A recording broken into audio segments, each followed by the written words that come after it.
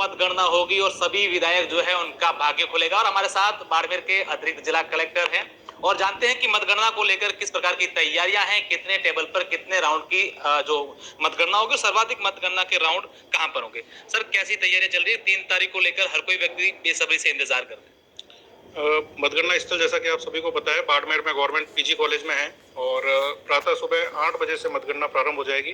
जैसा कि कमीशन का डायरेक्शन है, सुबह 8 बजे सबसे पहले पोस्टल बैलेट की गणना प्रारंभ होगी और उसके आधे घंटे बाद यानी कि 8:30 बजे से ईवीएम की मतगणना प्रारंभ हो जाएगी। इसमें अपने यहाँ पे बाड़मेर जिले में चूँकि 7 विधानसभाओं की काउंटिंग है, 7 विधानसभा में से जो 4 विधानसभा है यानी कि शिव, बाड़मेर, पचपदरा और गुड़ामलानी, इनके लिए सिंगल हॉल है यानी कि एक ही कमरे में ईवीएम और पोस्टल बैलेट दोनों की मतगणना कंप्लीट होगी।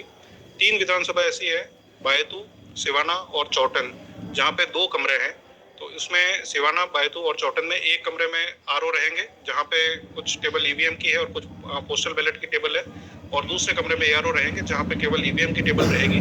तो इन 3 विधानसभाओं में जो परिणाम है वो दोनों कमरों का कंबाइन होने के बाद फिर राउंड वाइज डिक्लेयर किया जाएगा।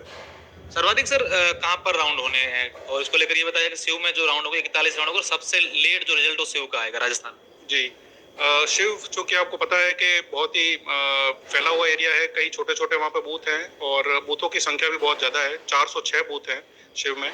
तो 10 जो टेबल है वो ईवीएम के लिए लगाई गई है। इस कारण शिव में 41 राउंड है। इस वजह से शिव का रिजल्ट थोड़ा सा लेट आने की संभावना है।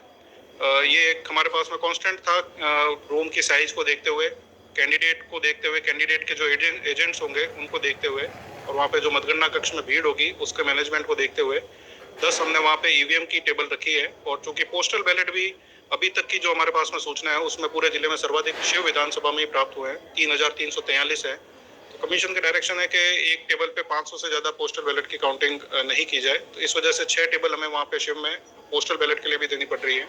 तो इस कारण से शिव में 10 टेबल ईवीएम के लिए और 6 टेबल पोस्टल बैलेट के लिए है। तो शिव का जो रिजल्ट है वो बाड़मेर जिले में सबसे देरी से आने की संभावना है। सर, फेयर काउंटिंग के लिए एसीआई के जो निर्देश मिले उनको किस तरह से इम्प्लीमेंट किया गया है, क्या अधिकारी है उनको निर्देश दिए गए?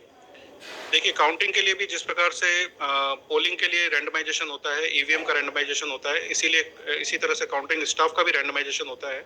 काउंटिंग स्टाफ का फर्स्ट रैंडमाइजेशन होने के बाद में उनको प्रशिक्षण दिया जा चुका है।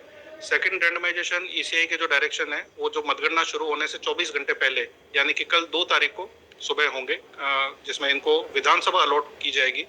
और इनका जो थर्ड रैंडमाइजेशन है वो काउंटिंग के डे यानी कि 3 तारीख को सुबह 5 बजे वहीं पे मतगणना स्थल पीजी कॉलेज में ही किया जाएगा, और उसके बाद में ही ये पता पड़ेगा कि किस टेबल पे कौन सा काउंटिंग स्टाफ जाएगा।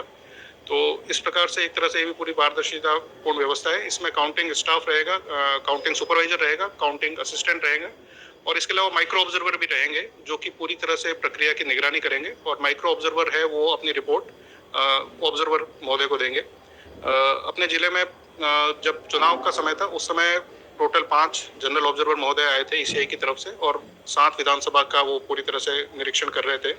काउंटिंग के लिए अब ईसीआई की तरफ से हर विधानसभा के लिए एक पर्यवेक्षक महोदय को निर्धारित किया गया है। तो हर काउंटिंग रूम में एक पर्यवेक्षक महोदय रहेंगे, और काउंटिंग का राउंड पूरा होने के बाद में आरओ की टेबल पे उस राउंड की गणना होने के बाद में ऑब्जर्वर महोदय खुद उसका निरीक्षण करेंगे, उस पर साइन करेंगे। उसके बाद में ही वो एनकोर पे उसकी फीडिंग होगी और राउंड वाइज रिजल्ट पब्लिश किया जाएगा। बिल्कुल, आप देखिए कि मतगणना को लेकर तैयारियां हैं वो पूर्ण की गई।